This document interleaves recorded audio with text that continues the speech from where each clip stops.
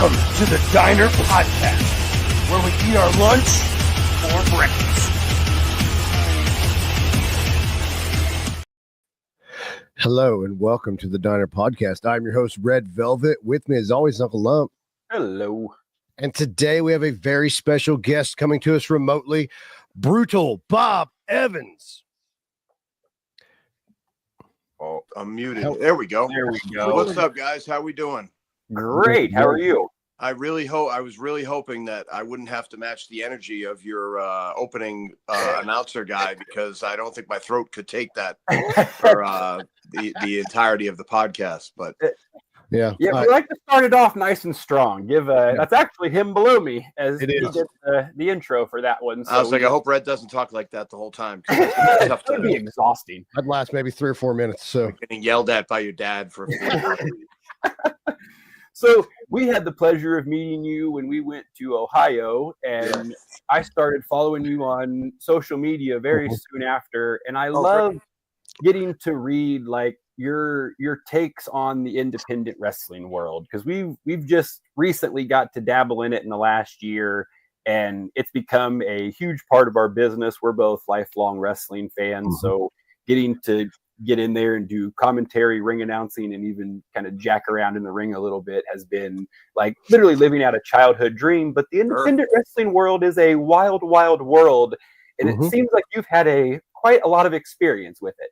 Well, and a lot of it. Thank you, by the way, for having me on. Yeah, 33 years in February. So when I met you guys, we were that was a few weeks ago, and the pleasure was mine to meet you guys, and it was fun to chat with you and get to know you guys. And also, man, it is really hard walking in, and probably about, I started like everybody else did, not knowing a damn thing, and that's pretty much life anyway. But so I started kind of recently, I'd say within the last 10 years, I started looking at this, because I was told forever, guys, that wrestling is such a different business. It's so different from Bob, you got to realize that. And this is very smart people, not the dumb guy off the street. This is very intelligent people with great wrestling backgrounds, and taught me a lot. And it's so different. It's such a different, but unique.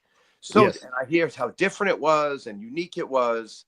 And eventually, about 10 years ago, I started looking, and I was studying a lot of marketing stuff, a lot of direct marketing, a lot of online marketing, a lot of just anything I could do to kind of get attention, social media, things like that. Absolutely. And I was like, and it really was kind of a blue pill, red pill thing, because I said, holy mackerel, wrestling is not different from any other business. Yeah. And it's just another form of entertainment. It's just another form of sports, however you want to frame it, art, however you want to frame it. Doesn't matter. Call it whatever you want. But I found out that it should be marketed pretty much the exact same way. It should be marketed, especially at this level. And when I started bringing that to not the masses, trust me, I'm not there yet. I'm a lot more massy than I used to be. But in the beginning, I got a ton of resistance. Again, it was back to, this is different. This is, it's not the same. Bob, you have to understand. I'm like, guys, if we throw that all out, if we make that all go away, we can easily do much better. And the people, and I'm glad to say that most of the people that have listened to me, most of the people that have kind of come to my point of view on things, at least for the most part, we all have our differences, have seen their crowds double, triple, septuple, 10x, because we're not putting fake obstacles in front of us. Absolutely. Well, with the age of social media, you have to, like, you don't have a whole lot of big time people in the wrestling world driving to small town Indiana, wherever, and watching these shows to find talent. You can get yourself out there on social media and become a star overnight by just going out there, whatever. Like, it always is weird to me, like the ego in it, where Mhm. like where you're at on the card, whatever, especially in this world. Because I feel like if you're given that job on the card, essentially you're just going out there to create that content. You're going out there to create your film, to be able to put that out into the world and show people what you're doing. So regardless what job you're given, if you go out there and bust your ass and make this the best fucking thing anybody's ever seen, that goes Right. on social media. Nobody knows if you were the opening match, if you were the main event. It really doesn't matter. You're setting yourself up for that success, and then you just keep your name out there. You keep putting out different content, different things, and just by default, people are going to start seeing you, especially if you're doing good quality work. I feel like. Absolutely. Yeah, I feel like, and what I used to tell people is, I said, and this is really when I was much more of a merch mindset. I kind of backed off of it, but now I'm kind of back into it again because I got my Hanks with Bob Gets Better new stuff to oh yeah, and the whole thing, the whole Hanks with Bob thing was a joke, not a joke as in something to be made fun of, but a joke as in a joke started between friends because. I took a bunch of pictures with people because people were dying and I needed to take those pictures because I didn't want to miss a picture, especially people that I grew up watching, that I had the pleasure of wrestling, that were on to bigger and better things. And it was funny because there was a little bit of a streak there where when people were taking pictures with me, they get signed like 2 months later. So I put up a big fake site, not a fake site, but a bunch of fake posts that says Hangs with Bob gets signed. Hangs with Bob wins the IWGP title. Hangs with Bob does this. And it was just, I was satirically taking credit for people's successes. I love it. And give me a second while I screenshot this for a second and get us a nice little picture with Bob. There you go. Perfect. But it was kind of it kind of was the start of something where I said, no, I'd been doing seminars for quite a while then. Had really been kind of getting out there and doing my thing. But the biggest thing I was finding out when I would go to seminars is I can learn from anybody as long as I'm paying attention and the ADHD is calmed down and we're on the right medication and we can focus in. But a lot of people don't like to get screamed at. If I was somebody 2 years in wrestling, I don't want to be made fun of for my training.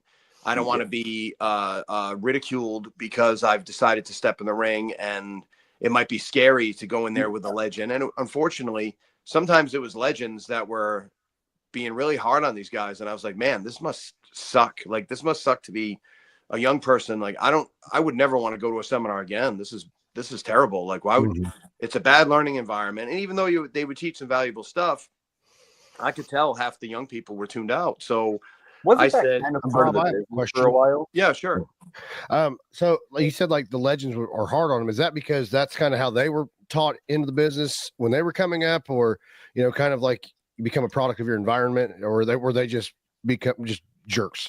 I think it's a little bit of both. I think it's poor self-esteem. I think it's you're not the cool guy in the room anymore. And that was one of the things I always wanted to be. And so far I am the cool guy in the room, the cool old guy in the room. You have to change with the times. And that doesn't mean you trade everything away.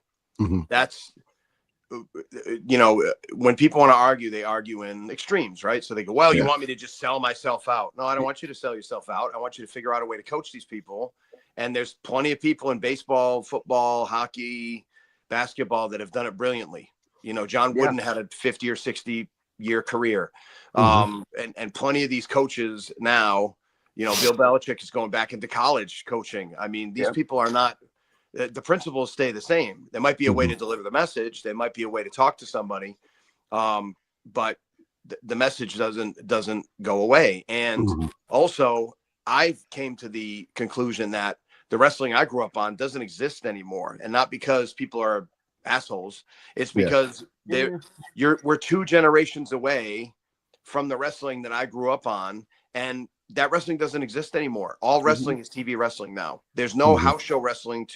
I used to go to see Macho Man and Honky Tonk Man as a teenager, watch them mix it up at the Providence Civic Center. I would watch that. I watched it 3 months in a row, thinking every time that Macho Man would win the belt because the guys did their jobs well. I saw Hogan there half a dozen times. I saw every WWF star in the book. Then I started, when WCW would come anywhere within 300 miles, my friends and I would hop in a car and we'd drive there. We'd go to the Meadowlands. We'd go to Worcester. Whatever WCW was doing. So I got to see all these legends live. and it was house show wrestling. It was a lot different than TV wrestling. Mhm. And now all there is TV wrestling. So how do you do? And the thing is, when you start, you don't start on TV. You start at a local live production. So how do you teach that when there's no examples of it from all their favorite wrestlers they grew up watching? That's the challenge. Did that change over the years with like social media? Because it kind of became because I used to love going to those shows. They would have them in Terre Haute at the Holman Center, and they were just fun because there weren't the commercial breaks. There wasn't the like breaks in between matches where you can tell they're not live anymore, so they're not really doing a whole lot. But then the age of social media came, and people started realizing that like, oh, these aren't quote unquote real shows because they're not on TV. So there's not really title changes. There's not really any. So they kind of lost the luster over time almost because people realized like, oh, these are like second rate shows. I'm not going to go spend my money to go watch them. Like, could they change that back and start like occasionally having a title change on a house show or something and just over time build that where people are like, oh shit, okay, maybe I can bring that back because I mean, going to a pay-per-view, you got to, take out a small mortgage to go to WWE pay-per-views now. I wish they would bring the house shows back. Well, the house shows aren't cheap either. There are some live events, and but they're few and far between. In fact, TKO, who obviously knows more about wrestling than we do because they made a lot more money than we did. They made a shitload of money. Right. So, well, they grossed a lot. Their profit was down because they had to buy the company. But aside from that, fine. But they'll be all right. They're going to be okay. No big sales fatigue.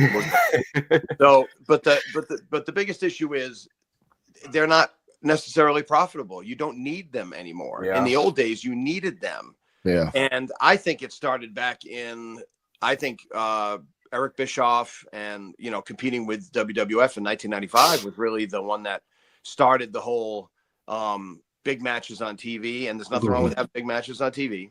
But I think they had to, if you're doing a live 2 or 3 hour show, you have to have something on TV that's worth watching or people will tune out. Now, when you recorded it, you just put it up. And if they liked it, they liked it. And if they didn't, they didn't. TV ratings were a different priority back then. Now they're everything. And especially now where live sports is at a premium because, series, TV series are shorter. They're not doing as many. Live sports are really the only thing you can't really DVR unless you tell everybody to not tell you the score all the way, the whole thing. Don't get on your phone. Right. So, I mean, it's really tough to DVR and record and all that good stuff. Watch it on demand, whatever, live sports. So that's why live sports is such a premium now. So that's why WWE kind of said we're sports now. Back in the two TV contracts ago, and so that's kind of where we are. And again, you're teaching people they're either having kick-ass main event matches that last 25 minutes with a bunch of near falls, or they're having quick 5-minute matches on TV that are trying to get people's attention. And there's really no in between. Those 8 to 10 to 12 minute grinded out house show matches just aren't there anymore. And trying to reteach or teach that concept, but is challenging, but people respond to it because, again, the style of, a nice babyface heel, good guy, bad guy match with ebbs and flows and a little bit of drama thrown in is never going to go away. It's still popular. People still like it. It can be watched by people who have never been wrestling fans before. It can be watched by people that don't speak English.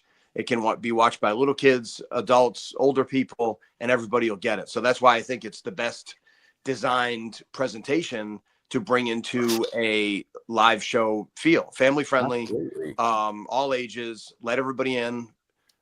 There's a time and a place for the 18 plus to 21 plus stuff. Not my taste of ice cream, but people do well with it.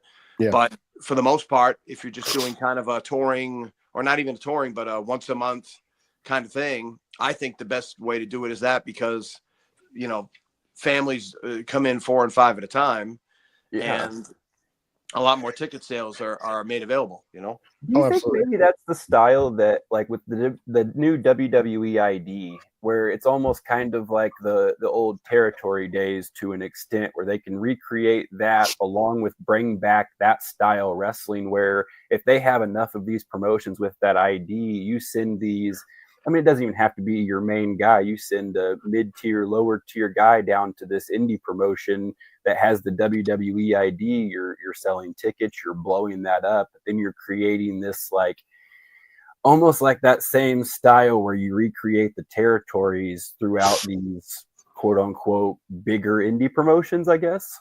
Well, I think the style is going to be the style until somebody either gets hurt or somebody says we have to slow down. I haven't seen anything much different from the ID guys and girls that I have on any other independent show or any other WWE show. I think that I think if you were smart, I'll tell you this much. I think if you were smart as an ID person, you would figure out why they have interest in you, and I would lean into that. Mm-hmm. And I would do that instead. You may be the person that does a little bit less. You may be the person that doesn't take dangerous bumps and things like that, because look, the schedule is the best it's ever been for the most money it's been in forever. I can't think of a better time where you're wrestling maybe 60 or 70 times a year at the most. I mean, they used to we wrestled 300 times. They didn't wrestle 300 times a year, but they wrestled 200 times, 250 times a year. lot.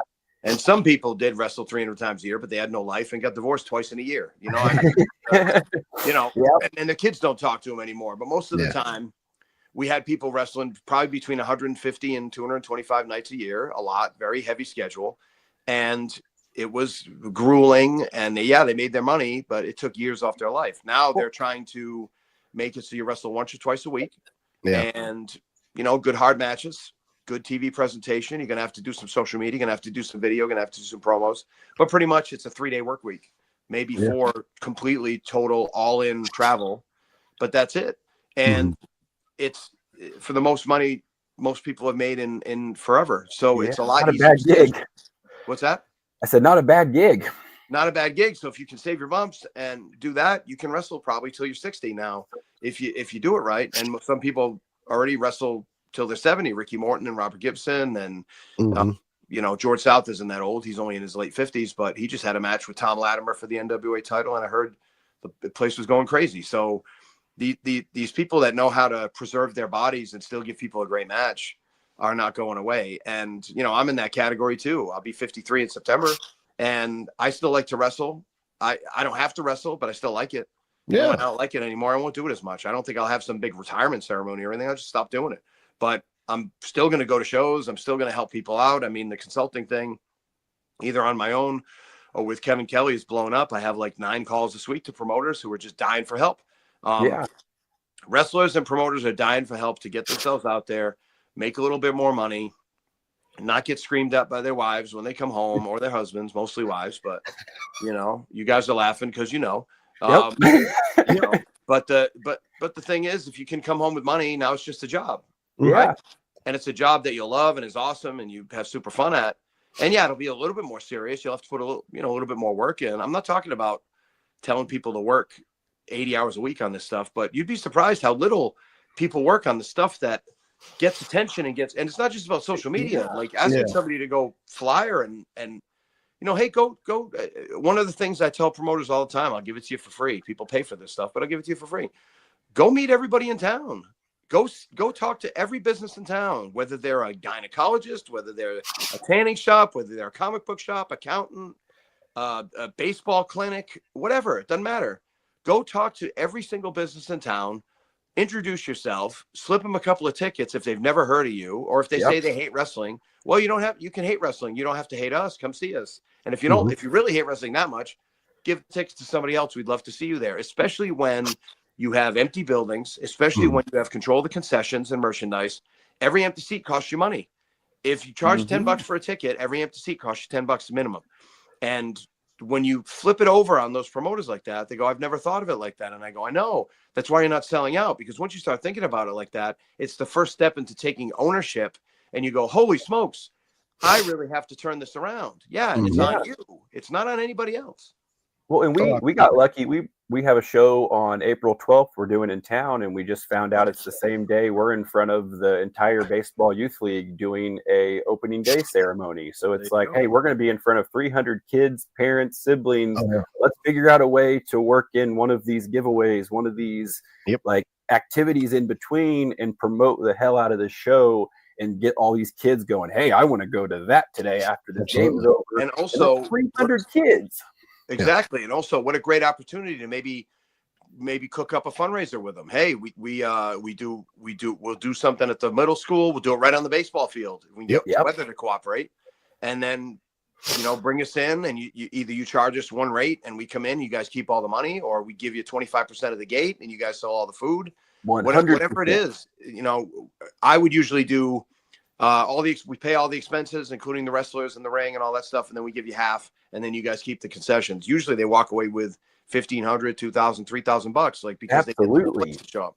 So, and then everybody has fun, and you create this thing that you can make it your yearly fundraiser where, hey, everybody's excited to come back, and then it just evolves over time, and everybody's making money, and it's all the same. It's all business. If you're marketing, you're in the business of beating the shit out of each other, and you want to market that, and you want to make sure that that's right. What people are going to, and it's just a different style business, but it's that weird indie wrestling, like that vibe and mindset that most people that aren't wrestling fans have. And it's evolved so much over the years that the mindset that people have, like, there are still those dingy, terrible shows out there that probably shouldn't be going on. But then there's also these really, really beautiful shows that have very quality workers that come in and put on a basically flawless show.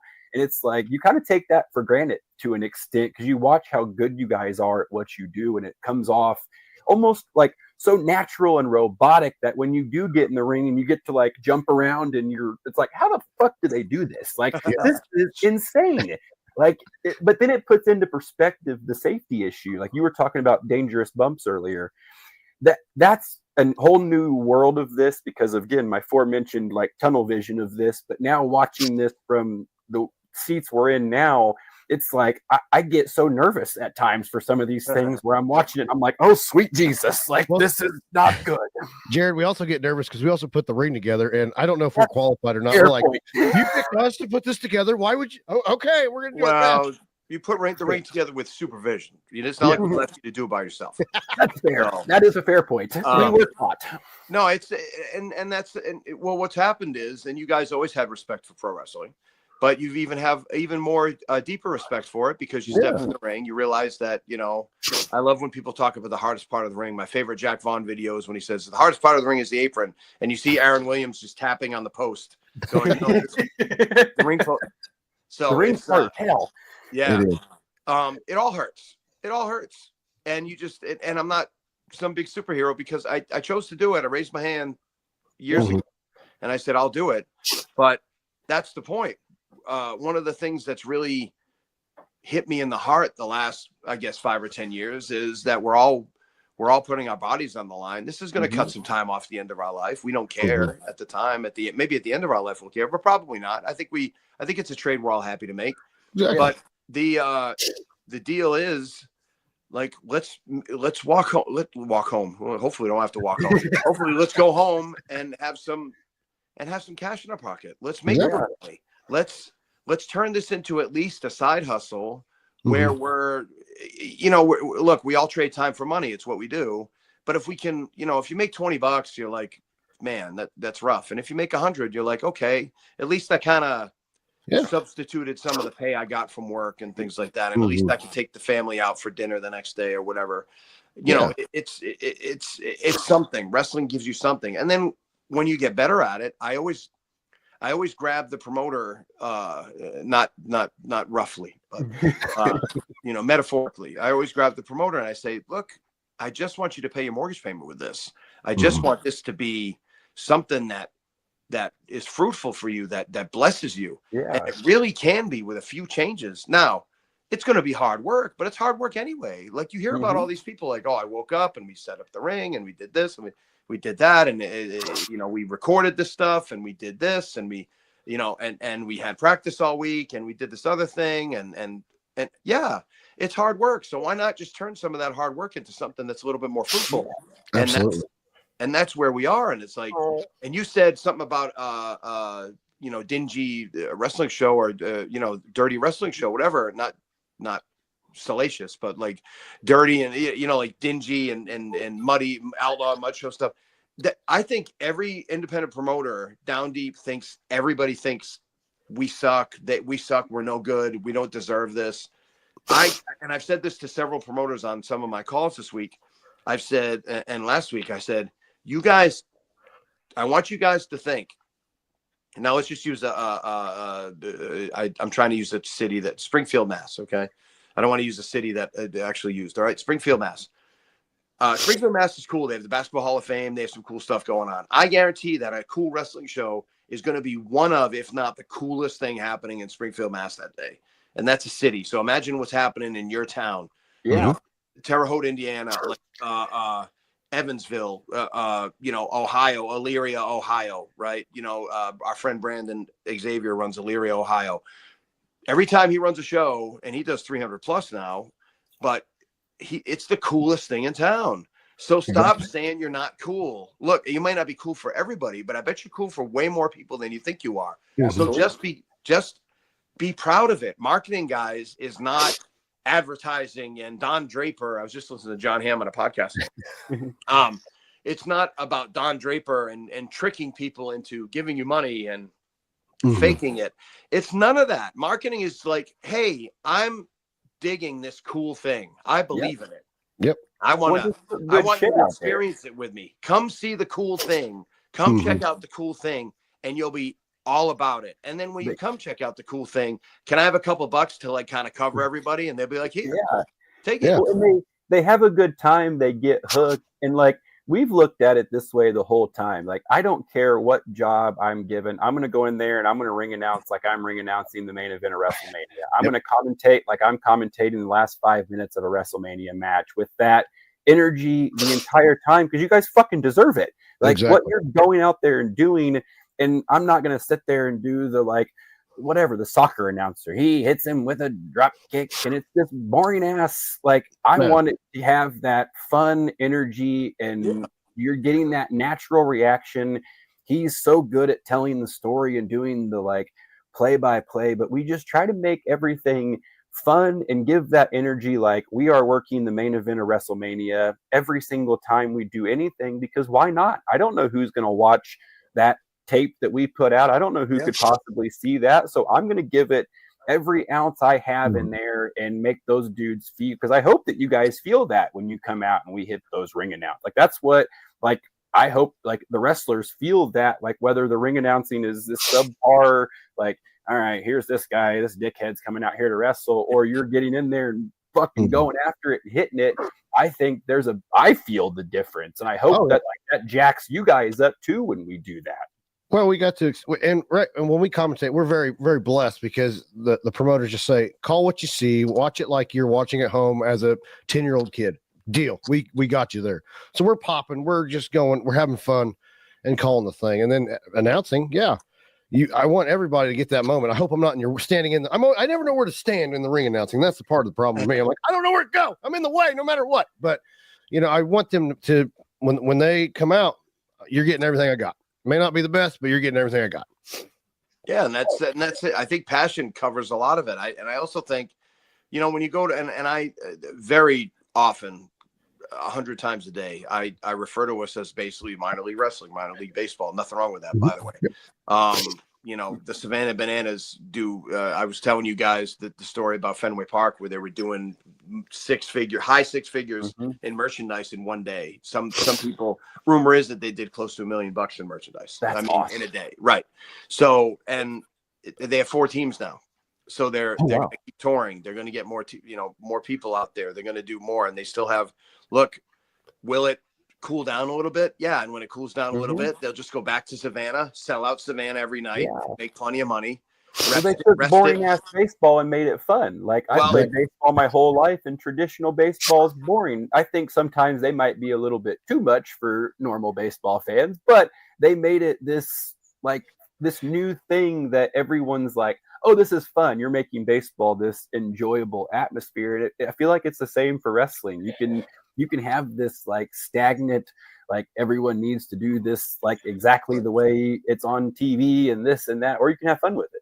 And it's not baseball, it's banana ball. Remember that? That's right. Yep. and it was Jesse grew up an hour from me. and he was I think he was a Division II or Division III ball player in college. He was pretty high level, and he's sitting there falling asleep on the bench, and he was in the game. Yeah. And he's like, "This is horrible. Like, this is I can't. I'm bored. I can't imagine the people in the stands." Mm-hmm. And it started kind of getting him going. And by the way, folks, when he first started it, he failed. It didn't go well. He sold the team, the first team he did it with a profit, but he didn't do half the stuff he wanted to do. The first game, the last game of the season before he took over the Savannah team, they did 100 people in a 3,500 seat stadium. Wow. So they were laughing at him. They said, this is not good. And it's an old WPA 1946 baseball field, all cement. Probably a little bit more updated now, but not much to it. And he's going to turn around a team and start the Harlem Globetrotters of baseball. Yeah, right, buddy. And then and by the way, he has a podcast that he doesn't do anymore because he's too damn busy, but he has 3 years of podcasts that have switched. Talk about learning. And if every wrestling promoter is, and by the way, he has some WWE people on there. He had the Chick-fil-A market, the original Chick-fil-A marketing person when Truett Cathy, the owner of Chick-fil-A, didn't know what marketing was. He walked in, he's like, I don't know what this is. And so these are people, and they're gone now. These people have passed. So he got an hour with them and talk about just not just nuggets, but just gold mines. Yeah. Well, he stuck to his idea. He had an idea. He knew he loved it. He was passionate about it, and you stick to it, and these things work out. And I like you can get caught up in that success of like you post a video and it doesn't do well. You post something, you do a match, whatever it is, you can get in your head and create this thing of like, well, nobody cares. There is a million fucking things on social media. Just because the one video didn't do well doesn't mean the next one isn't going to go viral. You have no idea. You just have to keep plugging away at it and not being consistently. You got to consistently post and consistently keep just not giving up. And that's especially when you're doing something like the Savannah Bananas, or it's not normal. It's not that normal. You know, we graduate high school, go to college, get to 9 to 5, and you're like, what are you're doing something, you're doing a podcast in a small town. It's weird. You're being a professional wrestler. It's weird. So then you got the people like, you're going to fail. You're going to fail. You're going to fail. Just all that. You got to block all that out. But what's fail anyway? What's fail? Exactly. Is there going to be a bunch of people that ring your doorbell like Christmas carolers and point and laugh at you? Yeah. What are they going to do? They're going to sue you. They're going to sue you for being a bad podcast. Like, what are they going to do? Exactly. Like this, and even if you quote unquote fail, okay, so, and we've all heard this BS before, but the point is, it's not failing if you just learn from it and don't do it. Don't make that mistake again. Throw that out. Use the stuff. Everything's a lesson. There's no failure, because we've talked about this a million times, but you can take something from everything that happens. And if you don't give a fuck what anybody thinks, you cut the ego out and start looking at yourself objectively and go, okay, what did I do wrong? It doesn't matter how wild the situation is, that somebody else did something to you, whatever. You can always find something from it and then move on. You can't change the past, and I can't.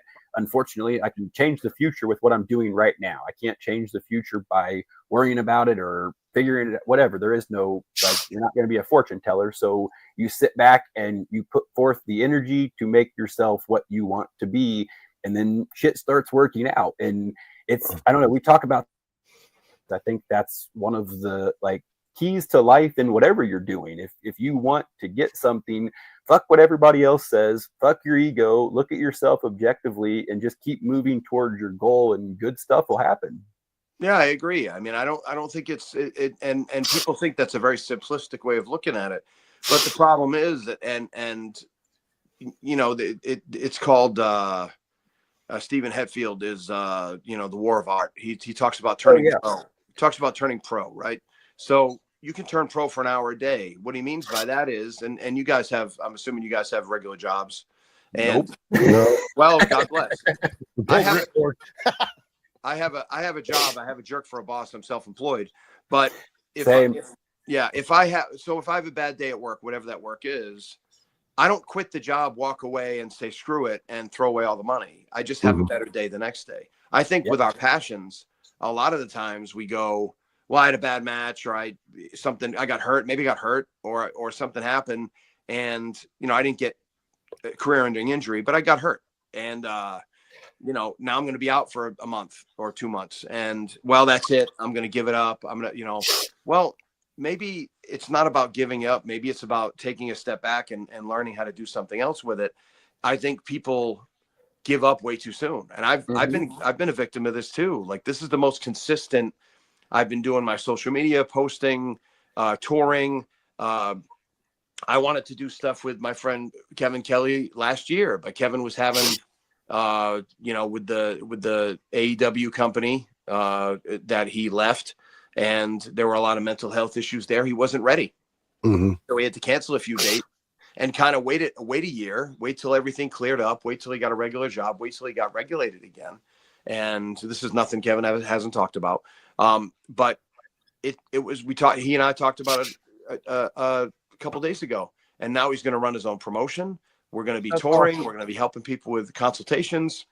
It's a whole different world, but sometimes you have to kind of ride it out. Yeah. And it's not always pleasant, because riding it out sucks. But if you can succeed when it's tough, it's always going to be tough. So don't say, well, it's tough, I got to stop. You try to learn and succeed while it's tough. So when it gets easier, it'll be even easier, and it's going to get tough again.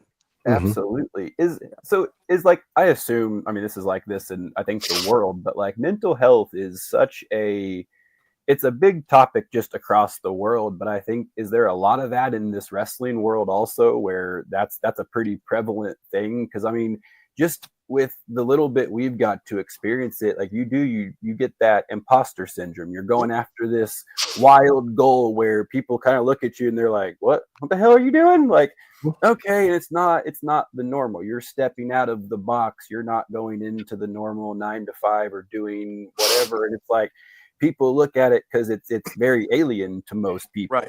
And it's not this normal. So to like put yourself out there and to be able to do that takes a whole, like, its own level of like self-confidence, belief. But I think, is there a lot of that when the music hits, that you turn on that character, and then behind the scenes it's a lot hard, because it is hard to like turn off that adrenaline afterwards too. Like, I don't know if that kind of plays into it as well, but that's another one I learned, that adrenaline after the shows is very interesting.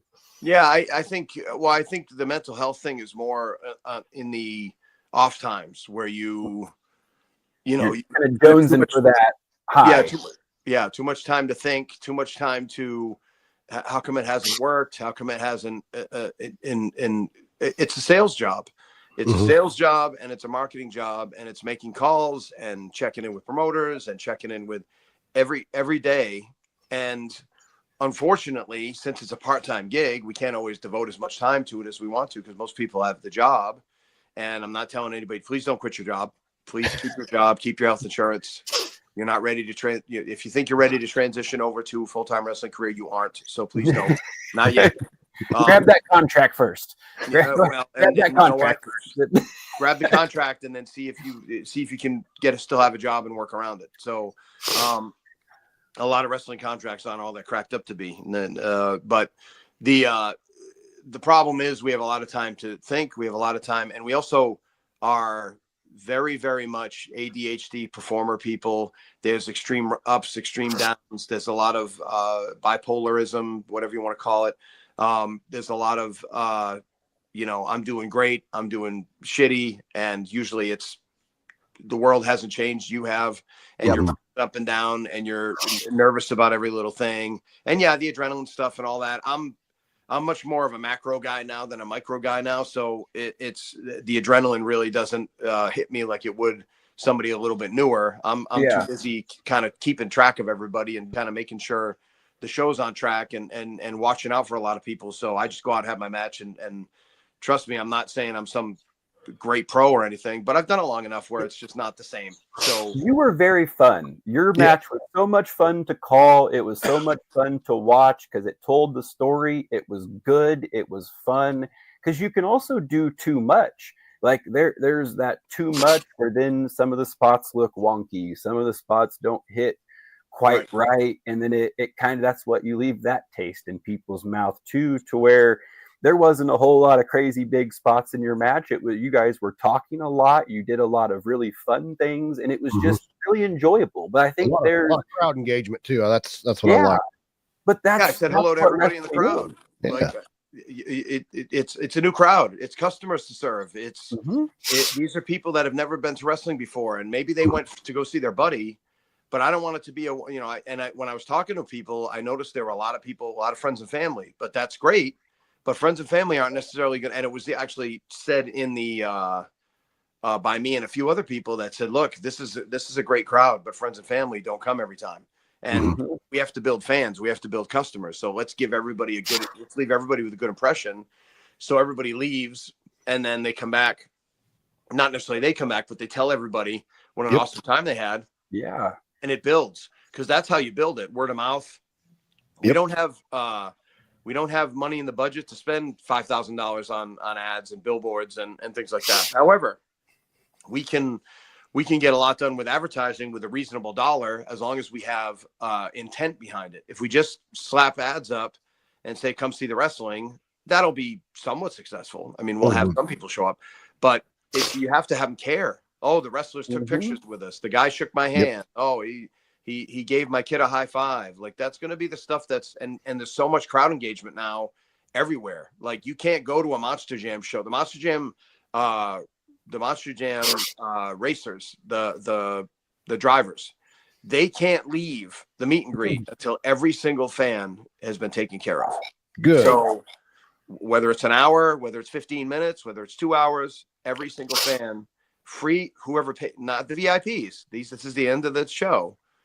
They're all saying goodbye. They're all signing autographs. They all there's people you can't leave. That's part of your deal, part of your contract. Absolutely. And they do that. The Globetrotters do that. Disney on Ice does it, their version of it. We are so far behind, fellows, in all this stuff. And we know, and for some reason, promoters think I'm going to have good wrestlers on the show. And of course, we should all have good wrestlers on the show. But I've seen plenty of bad wrestling on a show that draws. I'm going to have good wrestlers. We're going to have this belt on. We're going to have a WWE ID person. And I love a lot of the WWE ID people. A lot of them went to my seminars. I'm not taking credit. I'm just telling you, I know a lot of these people, through the indies, but who cares? You could have every top you could have Cody Rhodes on a show. If you don't tell anybody about it, nobody's going to give a shit. Come. Yeah.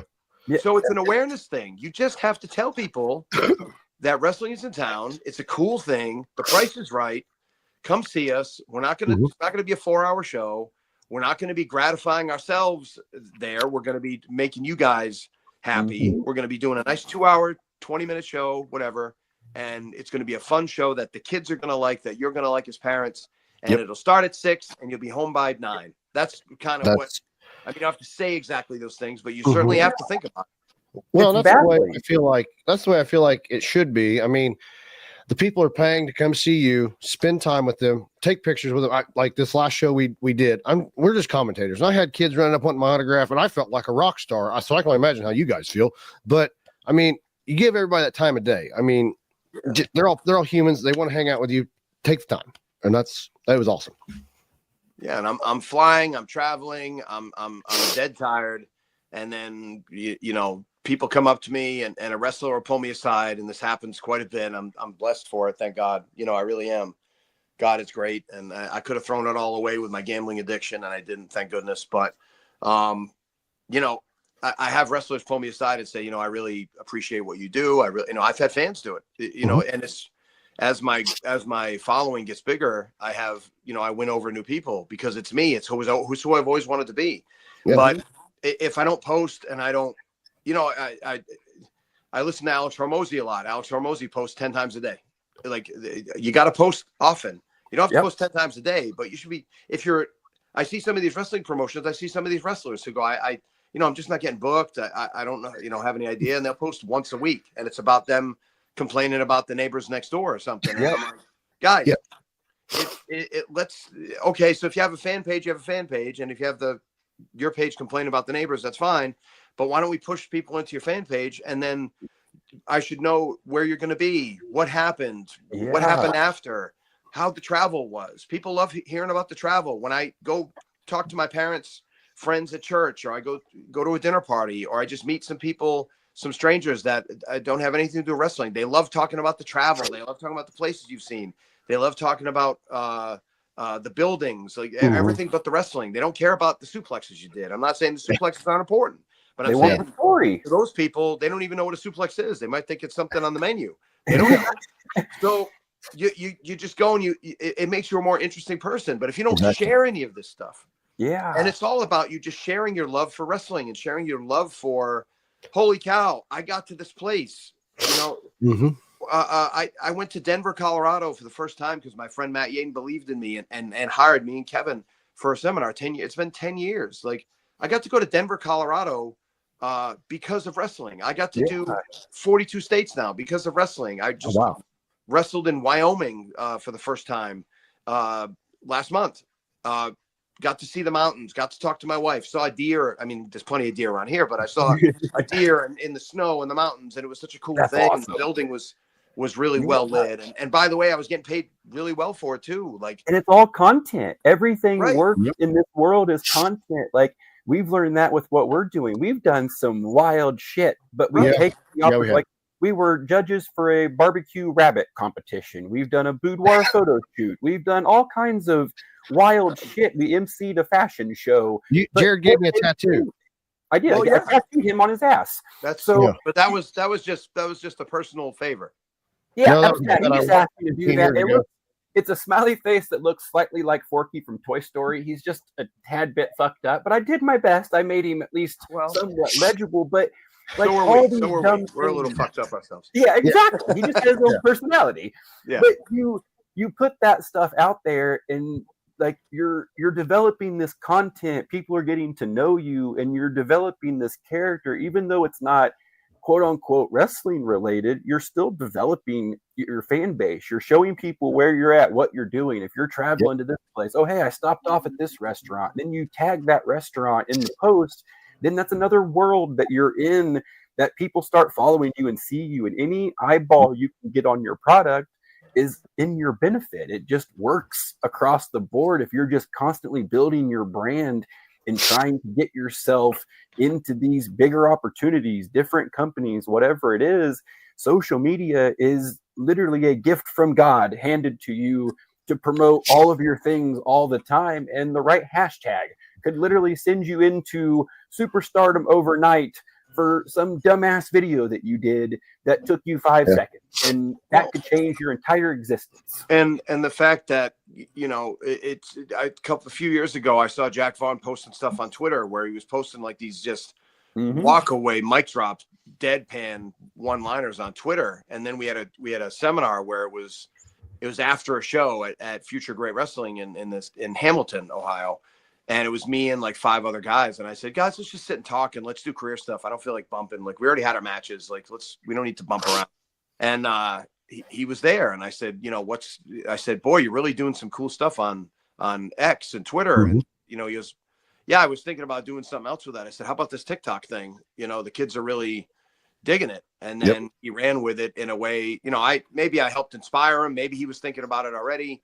And I just kind of gave him the cosmic permission to do it. It goes crazy. But the idea was that gave him, he just wrestled Matt Cardona on one of the biggest shows in West Virginia wrestling 2 weeks ago. Like, and now we're doing it, we're doing a fun thing where he saw one of the moves I did on, and now he uses it all the time, and with my blessing, obviously, but that's behind the scenes, but hey, we're not really mad at each other. But I have this whole video where it says, Jack, stop stealing my shit. And it shows me doing it, and it shows him doing it.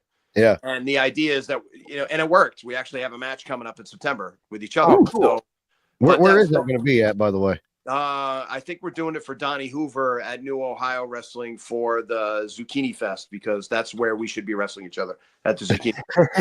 So that is hysterical. Yeah. Oh yeah.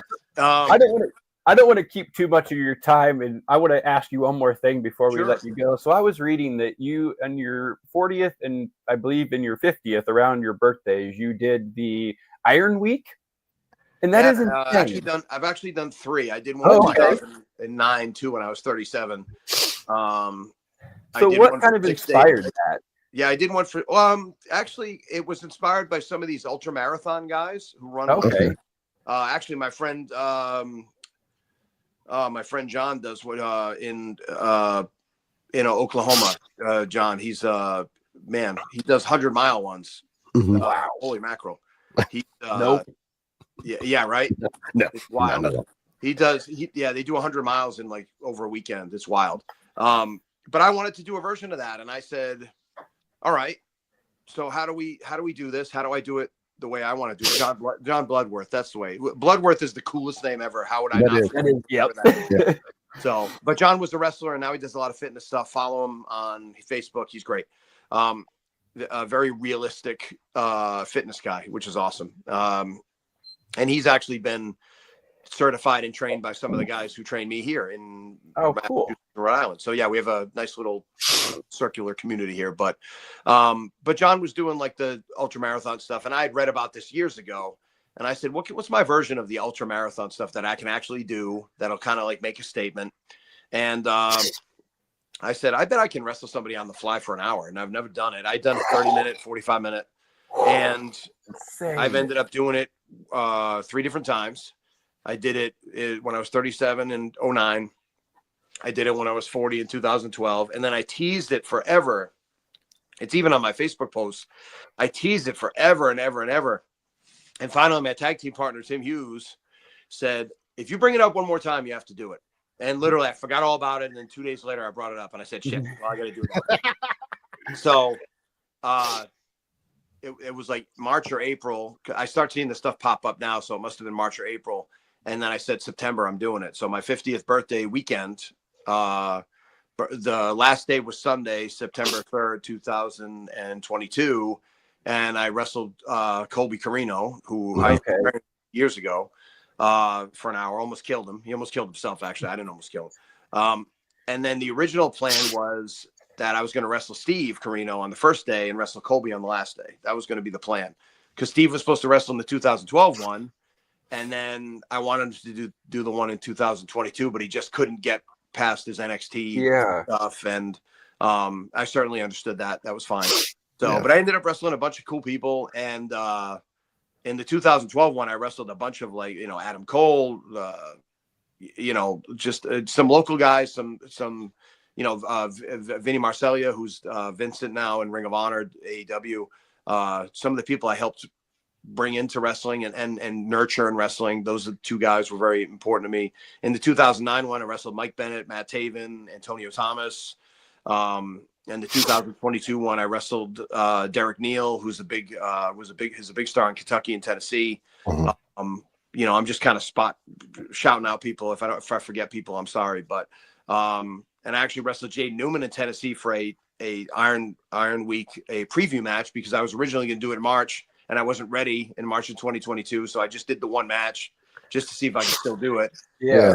I was a fat fuck and I still did it. But what did your body do compared to like when you were 37 to 50? What did your body do during that? Because that's a lot. I mean, I assume you kind of had that, like, I don't know, that difference of feeling, I would guess. Absolutely. A lot slower. Still cool, still fun. My pace had slowed a little bit. I could pick up the pace. I think I'm going to do another one soon. I think. I don't know. Mm-hmm. Oh, that's awesome. That's very awesome. Well, when you meet new friends, and a lot of it too is, I was really kind of mad. Again, a lot of this starts from me being pissed off at something too. I was pissed off that they were saying the young guys couldn't call it on the fly anymore, and I was like, screw that. I said, there's plenty of young guys that can call it on the fly, especially in New England. Like we were almost always this whole area was almost all Kowalski derived from the coaching tree. We're either second or third or fourth generation from the Kowalski coaching tree, or first generation. So to tell us we can't wrestle on the fly is an insult.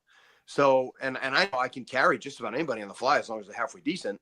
And we did. We had a great time. Everybody came out of it. Everybody was like, I think there were. I think it was an undiagnosed concussion or something that gave me like a dizziness vertigo thing in 2012 when I was 40. So I had to do 4 matches where I didn't hit the ropes. So we did 4 matches for an hour. We didn't hit the ropes. which was fun because I got to tell Adam Cole 57 minutes in, you realize we haven't hit the ropes yet. He's like, holy mackerel, we haven't. You know, That's awesome. And Adam Cole was getting to be Adam Cole. You know, it's so ridiculous, right? He's such a nice guy and so loyal to the people. Like that's one guy who's never forgotten where he came from, which I'm blessed to be his friend. And, you know, I mean, we don't talk like we used to, but I mean, he had just won the TV title and he's wrestling me at the ROH dojo in the middle of the afternoon on like Wednesday with no people watching. With I think Cheeseburger was our ref. And like one person was filming it. And the one person that filmed it like lost all the footage. So most of the footage is gone. So that's like, thank God I have witnesses because everybody would think I'd be lying. But yeah, they're going to prove it. And I'm like, I can't prove it.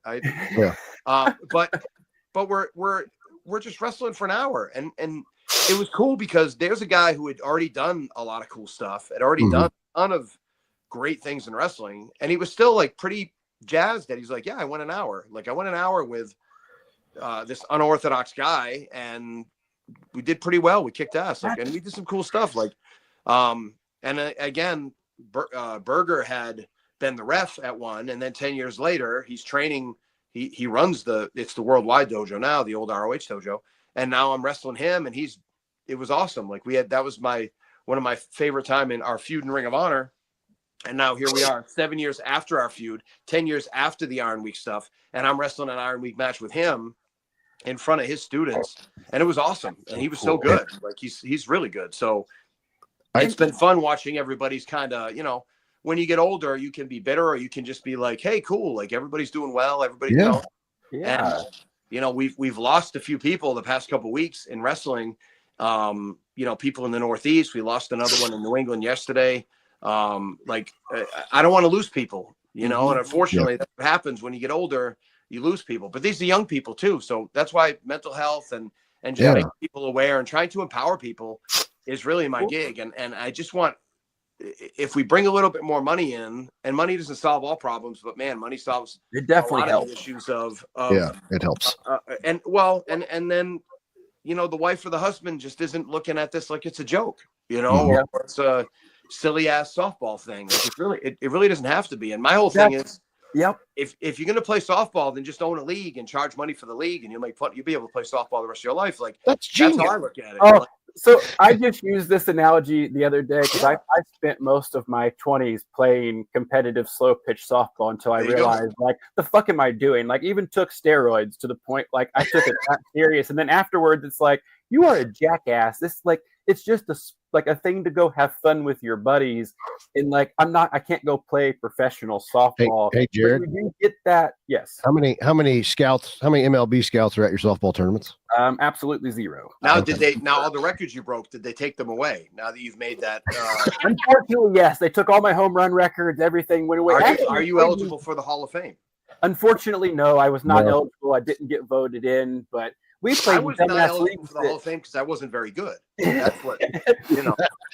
We played whenever you hit a home run and you would get offensively ejected from the game. So we would be off the game and hit a home run, and it's like, well, cool. I don't get to fucking bat anymore. This is no longer fun.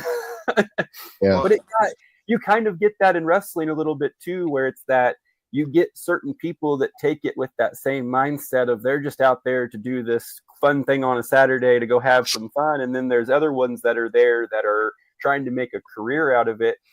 That's another question I have. How do you handle that? Like, as a young kid that knows you have a future in front of you, you got the look, the skill, everything else. And then you show up to one of these Saturday softball dudes that are just there to be there, and it's like, I mean, you're literally putting your life in their hand. Like, you're putting your life, your career. Like, how do you go about like gauging that? And like, that's a different level of balls, I think. Well, and I think this is where you practice, and I'm gonna have to leave you with this only because I have a call coming up. But I think this is where you learn how to watch your body, watch yourself. Control your bumps. If it's someone who's not particularly skilled, you're going to have to make them look good. If it's somebody who's not, you know, the best thing you can do is get somebody over in that situation. And then if you don't feel comfortable taking something, don't take it. That's one of the things that I've really stressed for years is no one's ever going to get mad at you if you're like, I don't feel comfortable taking that. I'm afraid I'm going to hurt you. I'm going to hurt me. It's not going to look good. You know, people might roll their eyes and make a face, but that's I'd your rather have them career in roll their life. eyes and make a face than come with a broken neck or a broken arm or. Yep. Absolutely. So. Well, we ran this right to the hour. Yes, sir. Thank you so thank much you. for coming on. Please plug away everywhere they can find you, and we appreciate you so much. Yes, Yeah, sir. I appreciate you guys too, and obviously watch the Diner podcast. It's going to be America's #1 podcast in probably the next 3 to 6 months. Thank you. It's these guys are great. Their passion is obvious, and it shows, and they care.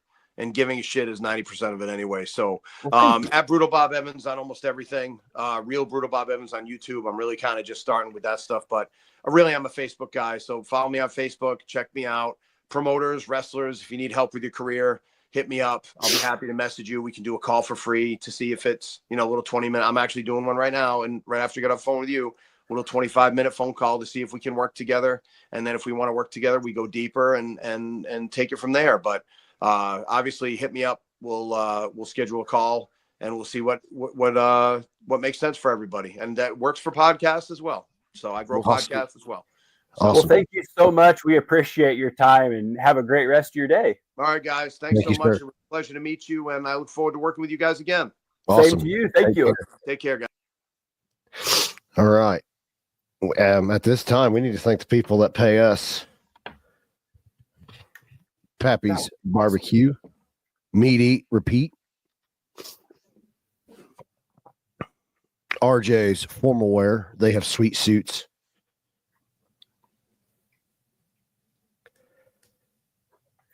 Wabash Valley Plumbing. They lay pipe. That's our slogan, not theirs. Peak Performance Gym. No peak, no results. Stitch Brands. They embroider stuff. That was a great interview. Thank you again to Brutal Bob Evans for taking the time to talk with us. I learned a lot. Definitely, if you're in the wrestling, I think if you're in any business, reach out. He's got good tips. I've been following his posts for a while. I've been following him, I don't know, a couple He's months. a great social media follow. If you do not already go follow him, again, if you're a wrestling person, for sure go follow him. If you're just a business person, he posts all kinds of just really cool life things. Like it's just stuff you can utilize in everyday life. And I am so thankful that he came on and gave us that much time. That was awesome. Absolutely. Absolutely. So, at this time, we need to go do productive stuff. Yep. But we're out of here. Keep pushing. Love you. Love you.